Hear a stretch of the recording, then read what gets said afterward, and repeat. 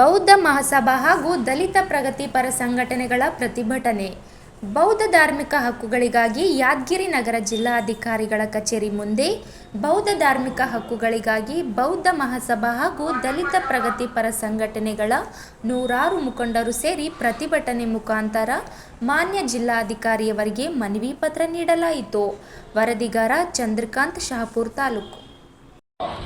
Railway ಇಂಜಿನಿಯರ್ಗಳಾದ Rajappa ಬಿಸಸ್ಪುರ್ sir ಅವರೇ ಮತ್ತು Ninganna sir ಅವರೇ, ಇವತ್ತು ದೇಶದಲ್ಲಿ ಸುಮಾರು ಏನು ಮುತ್ತಿಗೆ ಒಂದೇ ಅಲ್ಲ 20,000 ಮೇಲ್ಪಟ್ಟ ಬೌದ್ಧ ವಿಹಾರಗಳು ಹಿಂದೂ ದೇವಾಲಯಗಳಾಗಿವೆ ಅಂತೇಳಿ ನಾವು ಕೆಲವೊಂದು ಇತಿಹಾಸಗಳನ್ನು ನೋಡಿದರೆ ಗೊತ್ತಾಗುತ್ತದೆ. ಇವತ್ತು ಬುದ್ಧಗಯ, ತಿರುಪತಿ ವೆಂಕಟರಮಣ ಬಹಳಷ್ಟು ಹಿಂದೂ ದೇವಾಲಯದ ಪ್ರಸಿದ್ಧಿ ದೇವಾಲಯಗಳು ಹಿಂದೆ ಬೌದ್ಧ ವಿಹಾರಗಳಾಗಿದ್ದು, ಇವತ್ತು ಕಳೆದ ವರ್ಷದಿಂದಲೂ ಬಿಹಾರದ ಬುದ್ಧಗಯದಲ್ಲಿರುವ ಬುದ್ಧ ವಿಹಾರಕ್ಕೆ ಈ ದೇಶದ ಸಾವಿರಾರು ಜನ ಆ ಅಕ್ಟೋಬರ್ ತಿಂಗಳಲ್ಲಿ ನಡೆದ ಅಲ್ಲಿಯ ಬೌದ್ಧರ ಪ್ರಾರ್ಥನೆಯ ವಿಶೇಷವಾಗಿ ಹೋದಾಗ ಅಲ್ಲಿ ಹಿಂದೂಗಳ ಬ್ರಾಹ್ಮಣರ ಶಾಹಿದ ಪೂಜೆಗಳು ನಡೆದದ್ದು ಅಲ್ಲಿ ಬೌದ್ಧ ವಿಹಾರದಲ್ಲಿ. ಇವತ್ತು ಇವೆಲ್ಲ ದೇವಾಲಯಗಳನ್ನು ಬುದ್ಧ ವಿಹಾರಗಳನ್ನಾಗಿ ಇವತ್ತೇನು ಕೆಲವು ಹಿಂದೂವಾದಿ ಕೋಮುವಾದಿಗಳು ಮಸೀದಿ ಕೆಡವಿಸಿ ರಾಮ ಮಂದಿರ ಕಟ್ಟಬೇಕಂತೇಳಿ ಅಂತಾರ. ನಾವು ಮಸೀದಿ ಕೆಡವಿಲ್ಲ, ಗುಡಿ ಕೆಡವುದಿಲ್ಲ, ನಮ್ಮ ಉದ್ಯೋಗಗಳು ನಮಗೆ ಬಿಟ್ಟುಕೊಡಬೇಕಂತ ಹೇಳಿತ್ತು.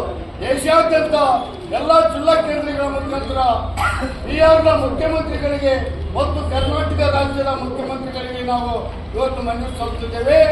ಒಂದು ವೇಳೆ ಈ ಒಂದು ಪ್ರಕರಣದಲ್ಲಿ ಕೇಂದ್ರ ಮತ್ತು ರಾಜ್ಯ ಸರ್ಕಾರಗಳು ಆ ಬೌದ್ಧರ ಸ್ಥಳವನ್ನು ಬಿಟ್ಟುಕೊಡದೆ ಹೋದಲ್ಲಿ ಮುಂದಿನ ದಿನಗಳಲ್ಲಿ ನಾವು ಬೌದ್ಧ ವಿಹಾರಕ್ಕಾಗಿ ನಾವು ರಕ್ತ ಕ್ರಾಂತಿಯನ್ನು ಹೋರಾಟಕ್ಕೆ ತಯಾರಾಗಿದ್ದೇವೆ. ಬಂದಿದೆ ಇವತ್ತು ಇಲ್ಲೇ ಸನ್ನತಿಯಲ್ಲಿ ಅಶೋಕ್ ಸಾಮ್ರಾಟನ ಆಡಳಿತದಲ್ಲಿ ಸನ್ನತಿ ಮತ್ತೆ ಇನ್ನೊಂದು ಊರು